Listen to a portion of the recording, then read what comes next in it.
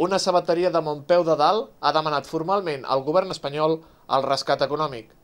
Aquesta sabateria, força endeutada, ha comentat al govern espanyol que si no li injecten immediatament diners, l'economia del barri se'n ressentiria, sobretot els mercats municipals, els de la vila i els de la platja. La sabateria, que va invertir part dels seus grans beneficis en adquirir béns immobles, sol·licita ara l'ajuda provinent del FROS, el Fons de Reestructuració Ordenada de Sabateries.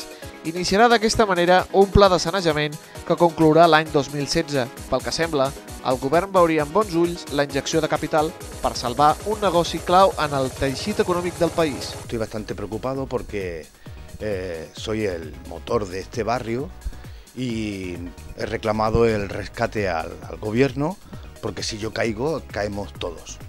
Estaba pensando abrir otra tienda, otra zapatería, justo aquí en la calle de al lado, para ampliarme el terreno, incluso contratar a un empleado más, pero vista lo visto es imposible en el estado en el que estamos. Necesito un rescate del gobierno. Soy el patrocinador de un equipo de fútbol sala de aquí del barrio y están esperando mi respuesta para poder entrar en una maratón que juegan pasado mañana, y aún están pendientes de ver si puedo inclusive pagarles este campionato.